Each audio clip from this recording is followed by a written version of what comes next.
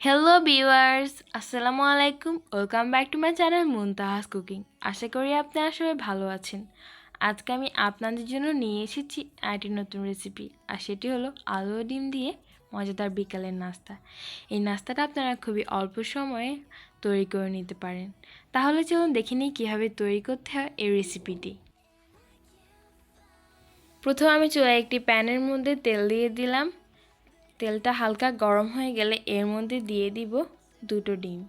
ডিমটাকে আমি আগে ভালোভাবে ফাটিয়ে নিয়েছি। আর এই সময় কিন্তু চুলার আঁচটা অবশ্যই লো ফ্লেমে থাকতে হবে, তা না হলে কিন্তু ডিমটা তাড়াতাড়ি হয়ে যাবে আর পিঠাটা বানানো যাবে না।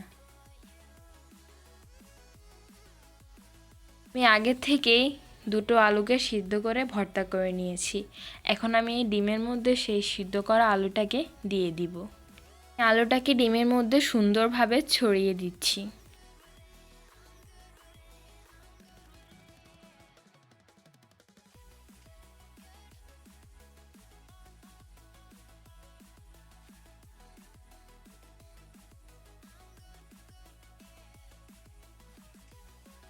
আমি আলুগুলো দিয়ে দিয়েছি। এখন এর মধ্যে দিয়ে দিচ্ছি প্রাণ ম্যাজিক মশলা। এরপর দিয়ে দিচ্ছি 1 চামচ পরিমাণ গোলমরিচের গুঁড়া। আমি এখানে কালো গোলমরিচের গুঁড়াটা ব্যবহার করেছি, আপনারা চাইলে কালো বা সাদা যে কোনোটা ব্যবহার করতে পারেন। এরপর দিয়ে দিচ্ছি কাঁচামরিচ কুচি ও টমেটো কুচি। এরপর দিয়ে দিচ্ছি মোজারেলা চিজটাকে আমি গ্রেট করে নিয়েছি। চিজটা আপনারা আপনাদের পছন্দ অনুযায়ী কম বা বেশি করে দিয়ে দিতে পারেন। চিজটা দিয়ে আমি ডিমটাকে অল্প কিছুক্ষণের জন্য ঢাকনা দিয়ে ঢেকে দিব।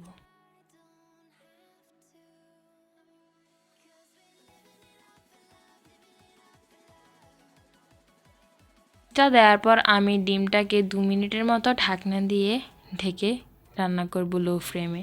আর চুলাটা কিন্তু লো ফ্লেমেই থাকতে হবে। দেখুন আমার চিজটাও গলে গিয়েছে। এখন আমি ডিমটাকে এইভাবে উল্টিয়ে ভাজ করে নিব। এটা কিন্তু মুখে বলে বোঝানো সম্ভব না, আপনারা ভিডিওতে দেখেই ভালোভাবে বুঝে নিন। তো দেখুন কত সহজেই তৈরি হয়ে গেল আলু ও ডিম দিয়ে মজাদার এই রেসিপিটি। এই রেসিপিটি ভালো লেগে থাকলে অবশ্যই আমার চ্যানেলটি একটি সাবস্ক্রাইব করবেন এবং ভিডিওটিতে একটি লাইক দিবেন, আর কমেন্ট বক্সে জানিয়ে যাবেন রেসিপিটি কেমন লেগেছে। এখন আমি এই পিঠাটাকে একটি ছুরির সাহায্যে এইভাবে পিস পিস করে কেটে কেটে সার্ভ করব।